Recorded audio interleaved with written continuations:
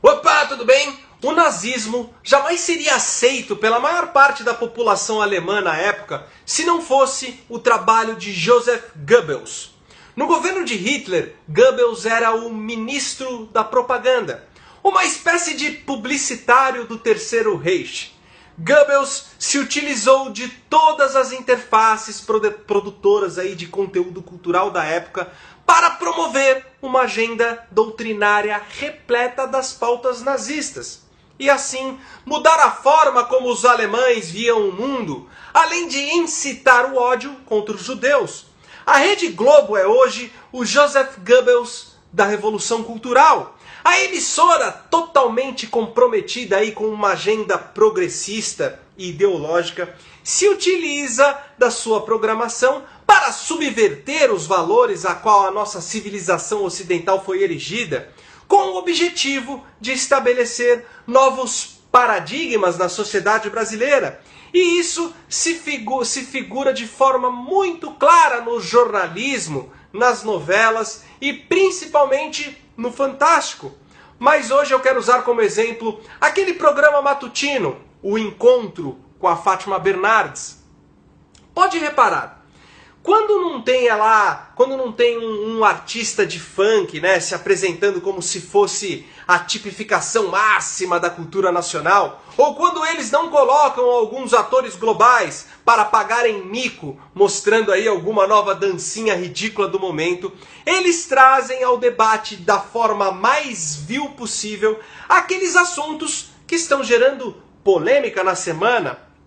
Só que os debates não visam esclarecer o telespectador, não buscam encontrar a verdade dos fatos ou um ponto de bom senso que seja, mas sim impor a agenda político-social esquerdistas. Os assuntos são sempre apresentados de maneira desonesta e unilateral, ou seja, sempre mostrando o lado defendido pela esquerda. Jamais vão expor a perspectiva conservadora de determinado assunto e quando resolvem fazer é com o intuito de achincalhar, como se fosse uma visão ignorante, preconceituosa, opressora e até criminosa.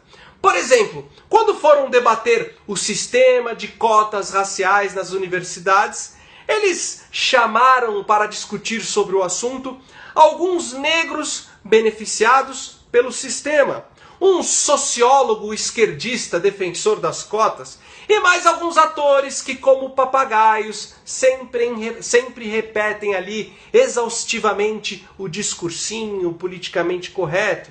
Enfim, naquela ocasião, todos os presentes eram a favor das cotas.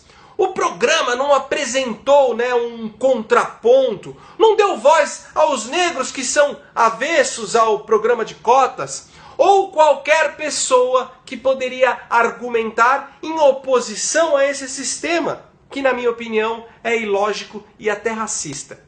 Na semana que o assunto do momento era a famigerada cura gay, de novo, eles chamaram toda a patotinha do politicamente correto, psicólogos, atores, colocaram até o Carlinhos Brown para opinar.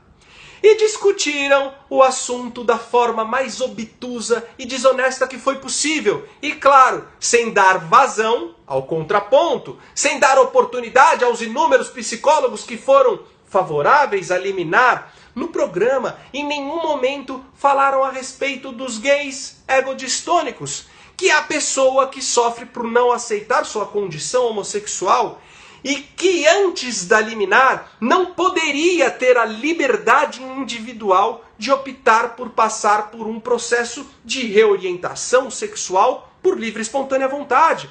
A Fátima Bernardes nem sequer leu a liminar ou quis explicar os seus aspectos jurídicos, que por sinal em nenhum parágrafo menciona que a homossexualidade é uma doença que carece de tratamentos. E como já de costume, os formadores de opinião ali do programa gravitaram em achismos e opiniões pessoais rasas, do assunto, privando o telespectador da compreensão do que realmente se trata, aquela liminar, que tem por objetivo apenas preservar a liberdade individual de cada um, tanto do homossexual egodistônico quanto do profissional que queira aí atender suas aflições. E agora, na semana passada, o programa Encontro recebeu os atores globais, que com seus cérebros farináceos teceram comentários sobre a polêmica performance artística do Man, onde crianças de 6 anos foram incitadas a tocar naquele rapaz nu. E como era de se esperar, todos ali saíram em defesa dessa atrocidade em nome da liberdade artística. E engraçado que para esses globais, um gay, se assim desejar, não pode ter sua liberdade individual de procurar uma terapia de reorientação sexual. Agora, crianças serem incitadas a tocarem um marmanjo pelado em um museu, aí sim, esse tipo de liberdade deve ser preservada em nome da arte. Bom, o fato é que, de novo, não tinha ninguém no programa para fazer o contraponto dessa questão, ninguém para mostrar o outro lado dessa nefasta história. Só que durante o programa, de repente, chamaram uma pessoa da plateia para opinar, uma senhorinha, a dona Regina, que inclusive virou um fenômeno aí nas redes, pois com toda a humildade e simplicidade do mundo, disse o óbvio, exprimindo o que a maioria esmagadora dos brasileiros pensam. A dona Regina deu voz à nossa indignação em face de uma performance que, além de ter sido de um mau gosto abissal, se tornou criminosa a partir do momento que envolveu crianças.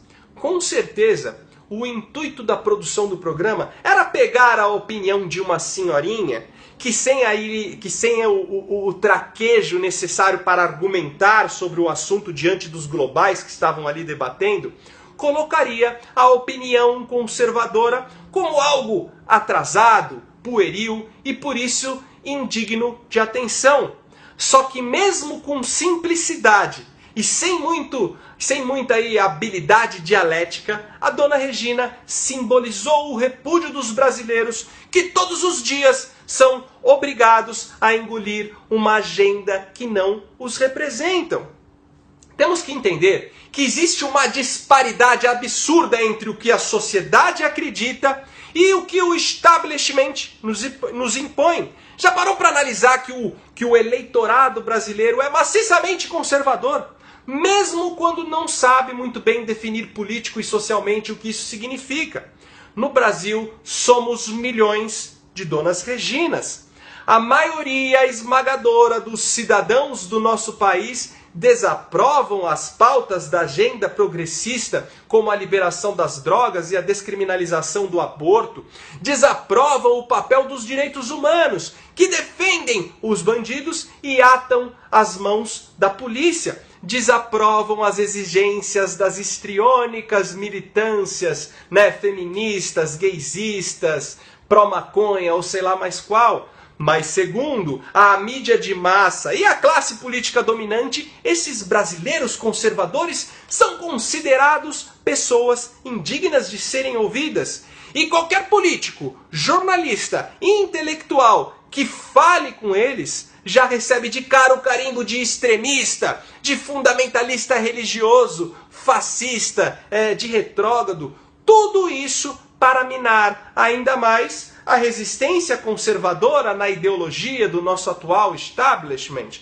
Um fator primordial que temos que considerar é que a visão que o público tem da realidade do mundo depende do que lhe chega pela mídia. E no Brasil, o que se transmite nos jornais, o que se mostra nas novelas e o que reverbera das bocas dos formadores de opinião nunca esteve tão distante da realidade da vida popular. Tudo que o povo defende, a classe falante da mídia odeia. Tudo que o povo preserva, eles desprezam. Tudo que o povo respeita é motivo de chacota para eles, ou até mesmo de crime por não se enquadrar à ditadura do politicamente correto.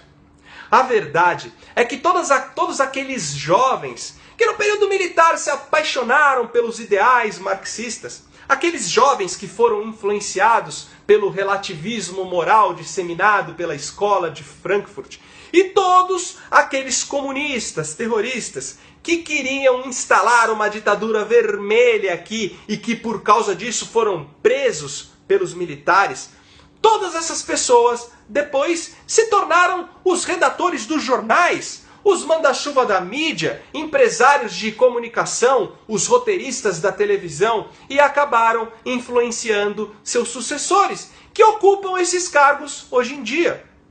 E o controle da mídia, ocupado por essa classe ideologicamente homogênea, leva inevitavelmente a opinião popular a viver num mundo falso e a rejeitar como loucura qualquer informação que não combine com aquele estreito padrão de verossimilhança imputado por esses detentores dos microfones.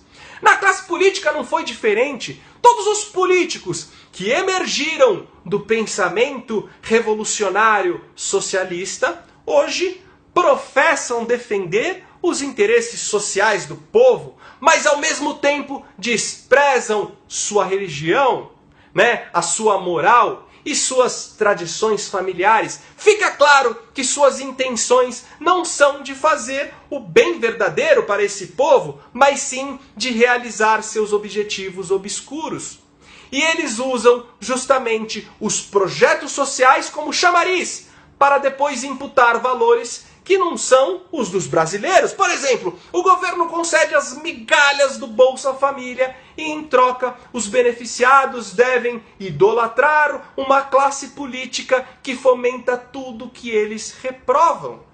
Faz um teste, sai aí na rua perguntando para as pessoas se eles são a favor do aborto, das cotas raciais, se são a favor dessas leis que, por causa dos direitos humanos, não trata a criminalidade com a severidade que deveria ser tratada. Pergunta se são a favor da liberação das drogas, da cartilha gay nas escolas, da ideologia de gênero.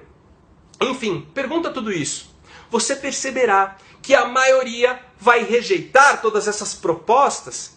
E que bosta de democracia é essa em que o governo representa apenas uma minoria da população? É por tudo isso que cada vez mais acredito que o Bolsonaro será sim o nosso próximo presidente, caso aí não haja nenhuma maracutaia com as urnas eletrônicas em 2018. Não que o Bolsonaro seja a solução ou se ele é a pessoa mais preparada para exercer esse cargo, mas é que ele que está dando voz aos valores da grande maioria dos brasileiros. Valores esses que por tanto tempo foram sufocados. O Bolsonaro está exprimindo os sentimentos das milhares de donas Reginas que predominam esse país. Curte o vídeo, se inscreve no canal, compartilha nas redes. Valeu!